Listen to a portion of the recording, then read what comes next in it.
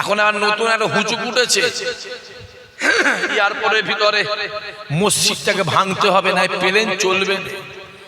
এতদিন প্লেন চলছে, এখন চলবে না, কথা বোঝা যাচ্ছে না? এতদিন প্লেন চলতে, এখন আর প্লেন চলবে না। মাথায় রাখতে হবে, মসজিদটা হয়েছে আগে, এয়ারপোর্ট হয়েছে পরে। এয়ারপোর্টের জায়গায় মসজিদ হয়েছে, তাই তো না? মসজিদের জায়গায় এয়ারপোর্ট হয়েছে, এয়ারপোর্টের জায়গায় মসজিদ হয়নি। যে মসজিদের জায়গায় এয়ারপোর্ট হয়েছে, কিছু খুঁজে পাচ্ছে না, ভেবেছিল কুরবানি বন্ধ করে দিলাম, গরু খাওয়া বন্ধ করে দিলাম, এই গরু নিয়ে মানুষ মুসলমান মারামারি কাটাকাটি করবে আর আমাদের সুবিধা হবে। কিন্তু ওরা জানে না, এ মুসলমান 2002-এর মুসলমান নয়, আর 2007-এর মুসলমান নয়, আর 2011 বা 21 বা 22 বা 25-এর মুসলমান নয়, এ মুসলমান 2026-এর মুসলমান। আমার আল্লাহ মুসলমানদেরকে বুঝার তৌফিক দিয়েছে। জোরে হবে না? আগে থেকে বোঝে না, কথা বলেন, বোঝে না। আর এই চোখটা কে খুলেছে? জোরে বলো। আরে আল্লাহ তো চোখ খুলেছে, কাদের ওসিলায়? ফুরফুরা কয়েকটা হুজুরের ওসিলায়। ঠিক বোঝে না? ভুল বলছি? ভুলে যাস বা ভুলে যাস। দেখছে কুরবানি বন্ধ করে দিয়েছি, মুসলমানরা এক বাক্যে কুরবানি মেনে নিল। মসজিদের মাইক বন্ধ করে দিয়েছি, মুসলমানরা এক বাক্যে মেনে নিল। আর কথা বোঝা যাচ্ছে নাকি বলছি? রাস্তায় ঈদের নামাজ বন্ধ করে দিয়েছি, মুসলমানরা এক বাক্যে মেনে নিয়েছে। এবারে প্ল্যান যে কটা করছে সব তোরা মেনে নিচ্ছে, এবারে প্ল্যান করছে মসজিদটা ভাঙার প্ল্যান করেছে।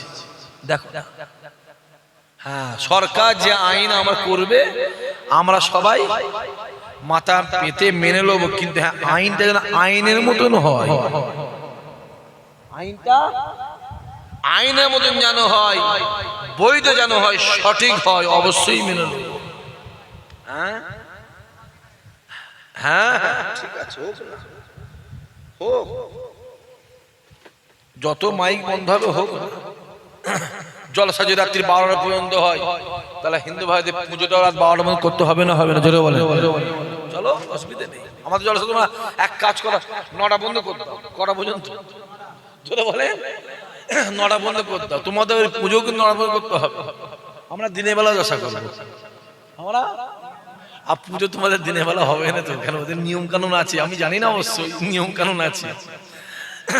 তোমরা যা আইন করবে সময়, আমি তো ওই জন্য বলি গ্যাসের দামটা 5000 টাকা হয়ে যায়, ক টাকা? আর পেট্রোলের দামটা হয়ে যাক 1050 টাকা লিটার, আর ডিজেলটা হয়ে যাক 1200 টাকা। 1 কিলো চাল যেন 800 টাকা হয়, ক টাকা? চাচা রাগ হচ্ছে নাকি?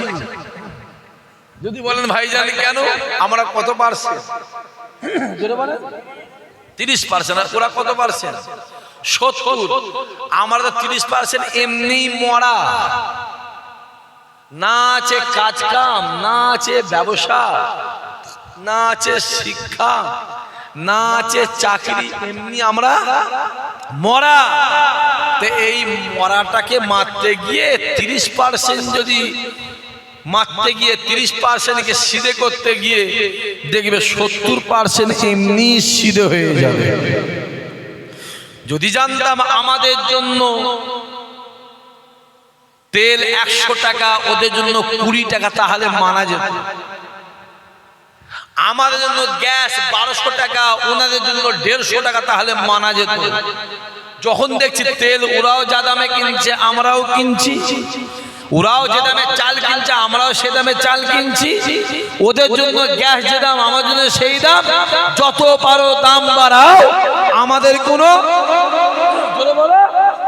অসুবিধা। আমরা আন্দোলনে যাবো না, পরিষ্কার বলছি, মারা খেতে পারবো না আমরা। যত পারিস দাম বাড়া, অসুবিধা নেই। আর মুসলমান তো ও যত দামি হোক, পয়সা না থাকলেও ধার করে কিনে খাবে না, খাবে না? যদি বলো, এমনিতেই খাসির গোশত 1200 হয়েছে। কত হয়েছে? 1200। এখনো খাওয়া কিন্তু আমরা শুরু করিনি। আর আমরা যদি খাওয়া শুরু করি না ওটা 4000-এ ঠেকে যায়। সামনে বছর নিয়ত করলে কুরবানির সময় কেউ খাসি দিবি, কি বললাম জোরে বল, জোরে বলো, জোরে বলো, কেউ খাসি দেবে না, মানা করছি, কেউ খাসি দেবে না। যারা ঈশা আকসিকে ভালোবাসি তারা সব পাঁটা কুরবানি দেবে। কি দেবে জোরে বলো, জোরে বলো, রেজাউল জোরে বল, পাঁটা কুরবানি দিবি। কি দিবি বল, জোরে বল, পাঁটা কুরবানি দিবি। খাসিতে খুঁত আছে না, জোরে বলো, খাসিতে খুঁত আছে, কুরবানি খুঁত হবে। পাঁটায় কোনো খুঁত আছে? কথা বলে না। পাঁটায় কোনো খুঁত আছে? পাঁটাটা হচ্ছে আসল কুরবানি হবে, ওটা কোনো খুঁত নেই। পাঁটা যেন গ্রামে এলাকায় না থাকে। আমি তো নিয়ত করি, আজকেও বলেছি একজনকে, ওই কুরবানি মাস 3 আগে একটা এইরকম বড় পাঁটা দিয়ে যাবি, বগো পাঁটা, বুঝলেন, এত বড় একটা পাঁটা দিয়ে যাবি, ঘরে রেখে দেবো, মাঝে মাঝে ছবি ছাড়বি, পাঁটা কুরবানি দেখে। এটা তোরা সব পাঁটা দিবি, একটা করে নিয়ত করলে। এখন তো পয়সা জমা, আমার যুবকগুলোকে বলছি, ভাইগুলোকে বলছি, আব্বা চাচাগুলোকে বলছি, ওই মাসে মাসে 500 করে জমাও, মাসে মাসে 500-600 করে জমা, একটা বোকাপাড়া ভাঁড় করো, ভাঁড় 500-600 করে জমিয়ে 12 মাসে কত হবে? 6000 হবে না? হবে না? 6000 টাকা সব খাসি কিনবি না, কেউ খাসি কিনবে না। এটা আমি ফুরফুয়াতে অ্যানাউন্স করবো আগের বছর, কেউ খাসি কিনবে না, পাঁটা কিনবে, পাঁটা। খাসি কুরবানি দিলে খুঁত থাকবে, পাঁটা কুরবানি দিলে জোরে বলো কোনো খুঁত থাকবে না। একটা যেন এলাকায় যেন পাঁটা খুঁজে পাওয়া না যায়। আর পাঁটা যখন পাবে না, ওদের পুজো, কথা বুঝতে পারছি না, খেয়ে ফেলবো আমরা, অসুবিধা। আমার কথা বুঝে যাচ্ছে কি বলছি? গরু বন্ধ করছি, বন্ধ করতে হবে। গরু গরু খাবো না আমরা, একদম কোনো গরু খাবো না আমরা, পাঁটা খাবো আমরা। পাঁটা কুরবানি করবো, পাঁটা জবাই করে খাবো। জানো ওরা ওই ওদের একটা পুজো আছে, কালী পুজো, ওই পাঁটা কো ভয়, পাঁটা যেন খুঁজে না পায়। চলো, অসুবিধা নেই, যা আইন হবে যা আইন হবে হবে। আর আমি নিয়ত করেছি, আমি এমনি যখন কুরবানি দিতাম তখন আমি ষাঁড় দিতাম, ষাঁড়, ষাঁড়। ওই যে আপনারা হেলো গরু কি বলে, হেলো গরু বলে, ওই হেলো গরুটা খুঁত আছে, ষাঁড়ে কোনো খুঁত নেই। আমি ষাঁড় দিতাম, ষাঁড়, ষাঁড় দিতাম। তা আমি এবার নিয়ত করেছি কি দেবো, পাঁটা, 4-5টা পাঁটা কিনবে, বড় বড় কিনবে, দেখ কুরবানি ও যেন খুঁজে না পায়। আর খাসি যদি খাওয়া আমরা শুরু করছি, খাসি আর পাবিনি, দূরবীন দিয়ে খাসি খুঁজতে হবে, দেখতে হবে। আর মুসলমান তো পয়সা যদি না থাকে, ধার করে যদি না পায়, এরা জমি বিক্রি করে খেয়ে ফেলবে, এরা জমি চলে যায়। খাওয়া, জোরে বলো, খাওয়া